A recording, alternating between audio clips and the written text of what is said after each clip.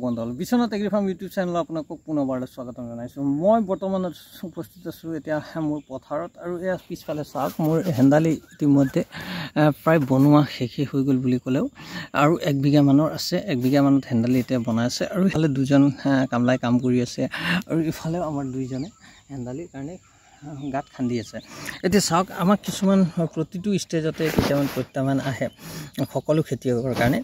এই যিটো দেখিছে এইটো লাও পুলি হয়, এতিয়া 2 পাতৰ পৰা 3 পাত হৈছে। এতিয়া আমি ইয়াক ডাঙৰ নকৰালৈকে ইয়াক প্ৰতিপালন কৰিবলৈ হ'লে কি কৰিব লাগিব চাওক। আপোনাৰ প্ৰথম পৰ্যায়তো এটা হয় যে উচ্ছৃঙ্গা বুলি এটা যিটো পোক থাকে, সেই পোকৰ সংক্ৰমণ বেছিকৈ হোৱা দেখা যায়। সেইটোৱে কি কৰে, গুৰিৰ পৰা কাটি দিয়ে। কেইটামান আমাৰ পুলি কাটিছিলে প্ৰথম পৰ্যায়ত আমি যিবোৰ লগাইছিলোঁ জিকা, তাৰপিছত আমি তাক নিয়ন্ত্ৰণ কৰিবৰ কাৰণে কি কৰিছোঁ চাওক। আপুনি যদি উধাই মুধাই প্ৰথমৰ পৰা কেমিকেল বেছি ব্যৱহাৰ কৰি থাকে তেতিয়া হ'ব কি হ'ব, গছ দুৰ্বল হ'ব, বিভিন্ন বেমাৰে সংক্ৰমণ হৈ যাব তেতিয়া গছ দুৰ্বল হৈ গ'লে। সেইকাৰণে আমি কি কৰিছোঁ, ইয়াত প্ৰতিষেধক হিচাপে একো আমি দিয়া নাই। এনেধৰণে চাওক, এইটো আমি 1 কেজি কেৰি বেগ আনি লৈছোঁ। কেৰি বেগটো তল ওপৰটো কাটি দিছোঁ, 2টা অংশ কাটি পেলাই ইয়াক ৰাউণ্ড শ্বেপত দি দিছোঁ আৰু 4টা খুঁটি ব্যৱহাৰ কৰিছোঁ, বাঁহৰ কামি সৰু। এই কামি দি পেলাই আমি এই জিকাটোক এতিয়া এনেদৰে সংৰক্ষণ কৰি ৰাখিছোঁ। প্ৰতিটো ডুপতে যদি চাই আমি এনেধৰণে এতিয়া দিছোঁ। ইয়াত কি হ'ল, উচ্ছৃঙ্গা অলৰেডি এটা পুলি কাটিছিলে, আমি 2টা বা 3টাকৈ গুটি দিছিলোঁ। কিছুমান ডুপত ধৰক নগজে, তাৰপিছত আমি আকৌ তাক পুনৰবাৰ দি দিওঁ। দিছিলে 2টাকৈ এতিয়া আমি এনেধৰণে মানে ঢাকি ৰাখিছিলোঁ। তাৰ ফলত কি হয়, উচ্ছৃঙ্গা আহি পেলাই ইয়াক কাটিব নোৱাৰে।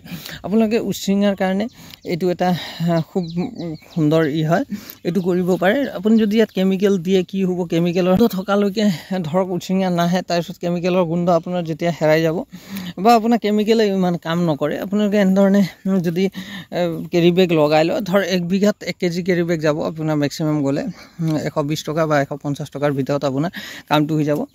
কামিটো সৰুকৈ আপুনি নিজে বনাই ল'ব। সেই কামিবিলাক পিছত আমাৰ কি হ'ব, পিছত হেন্দালিত যেতিয়া আমি জিকাটো অলপ ওখ হ'ব তেতিয়া তাক ৰছী দি পেলাই টানি দিব পাৰিম। সেইটো আমাৰ পিছত কামত ব্যৱহাৰ হৈ যাব। উচ্ছৃঙ্গাৰ কাৰণে এইটো এটা ভাল, এইটো আপুনি কৰি ল'ব পাৰে। আৰু এটা এতিয়া কাম কৰিব লাগিব আপোনাৰ, এতিয়া সঘনাই যদি বৰষুণ দিয়ে বা ৰ'দ দিয়ে, আপুনি ইয়াক ফাংগিচাইড এটা ব্যৱহাৰ কৰিব লাগিব। ফাংগিচাইডটো আপোনালোকে চাফ ব্যৱহাৰ কৰিলে হ'ল। প্ৰথম পৰ্যায়ত চাফ আৰু ৰগৰৰ এটা সংমিশ্ৰণ বনাই পেলাই আপুনি যদি প্ৰায় 15 দিন বা এসপ্তাহ অন্তৰালত যদি দিয়ে, তেতিয়া কি হ'ব, আপোনাৰ পুলিবিলাক সুস্থ হৈ থাকিব। আৰু সদায় গুটি লগাওঁতে আপোনালোকে ট্ৰিটেড কৰি ল'ব নিজে। আমি চাফ দি পেলাই ট্ৰিটেড কৰি লৈছিলোঁ, বা বেবিষ্টিন দি পেলাই বা যিকোনো ফাংগিচাইড দি পেলাই আপোনালোকে ট্ৰিটেড কৰি ল'ব, বা আপোনাৰ ইনচেক্টিচাইডো দি পেলাই কিছুমানে ট্ৰিটেড কৰে, আপোনালোকে কৰি ল'ব পাৰে। যেনে থিৰাম দি পেলাই আপোনালোকে ট্ৰিটমেণ্ট কৰিব পাৰে। এতিয়া আমি ইয়াক এনেদৰে থৈ দিম প্ৰায় এসপ্তাহ 10 দিনমান। যেতিয়া ই অলপ ডাঙৰ হ'ব, অলপ গছ ল'ব, তেতিয়া আমি ইয়াক ধুনীয়াকৈ গুৰিটো চাওক অলপ এতিয়া ঘাঁহ বন হৈছে, ঘাঁহ বন নিৰাই দিম।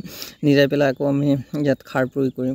প্ৰতি 15-20 দিনৰ মূৰে মূৰে আমি অলপকৈ ইয়াক খাদ্য দিবলৈ চেষ্টা কৰিম, তেতিয়া গছটো সুন্দৰ হৈ উঠিব। আৰু চাওক, গোবৰটো আমি প্ৰচুৰ পৰিমাণে প্ৰথমতে ব্যৱহাৰ কৰিছিলোঁ, প্ৰতি ডুপতে 1 পাচিকৈ আমি ব্যৱহাৰ কৰিছোঁ। আৰু আমি ইয়াত আনিছোঁ পাৱাৰ উইডাৰৰ সহায়ত এইটো আমি চাহ কৰিম। তাৰো মই ভিডিঅ' দিম, কেনেকৈ চাহ কৰে, কিমান খৰচ হয়। প্ৰতিটো ক্ষেত্ৰতে মই ভিডিঅ' এটা আপোনালোকৰ প্ৰেৰণ কৰিবলৈ চেষ্টা কৰিম। যিহেতু অলপ চলপ এতিয়া ঘাঁহ বন হৈছে আৰু এইকেইদিন 2-3 দিন হ'ল কণ্টিনিউ বৰষুণ দি আছে। বৰষুণ দিয়াৰ সময়ত আমি ইয়াত চাহ কৰিব নোৱাৰোঁ। যেতিয়া ৰ'দ দিব, ৰ'দ দিলে কি হ'ব, আপুনি চাহ কৰি দিলে গোটেই ঘাঁহখিনি মৰি যায়। কিন্তু আপুনি যদি জেকনিৰ সময়ত চাহ কৰি দিয়ে, কোনো কামতে নাহে, উল্টা আপোনাৰ ঘাঁহ বন জংঘল আপোনাৰ বাঢ়িহে যাব। আৰু আপোনালোকে জংঘল নিয়ন্ত্ৰণ কৰোঁতে জংঘলটো বেছি হ'বলৈ দিব নালাগে, বাঢ়ি দিব নালাগে। জংঘলটো অলপ থাকোঁতে যদি আপোনালোকে কোৰ দিয়ে হওক বা পাচনি দিয়ে হওক বা উইডাৰ দিয়ে হওক বা যিকোনো প্ৰকাৰে আপুনি চাফা কৰিব পাৰে, চাফা কৰি ল'ব। আৰু মাটিটো কেতিয়াও টান হ'বলৈ দিব নালাগে। যিমান মাটি নৰম হৈ থাকে, যিমান কোমল হ'ব, সিমানে গছৰ শিপা বৃদ্ধি হ'ব আৰু পিছলৈ ফলন আপুনি বেছি পাব। কি ভেৰাইটি আছিল, কেনেকুৱা ভেৰাইটি আছিলে, কি লগালোঁ, তাৰ ওপৰত সবিশেষ আৰু এটা ভিডিঅ' আহিব 2 এদিনতে। আপোনালোকে নিশ্চয় মোৰ চেনেল আছে যদি আপোনালোকে গম পাব। আৰু ভিডিঅ'বিলাক শ্বেয়াৰ কৰি দিব, যাতে 2-4জনে চাই পেলাই মোকো উৎসাহিত কৰে। ইয়াকে দেখুৱাই আজি ভিডিঅ'টো সমাপ্ত কৰিলোঁ। ধন্যবাদ। জয় অসম।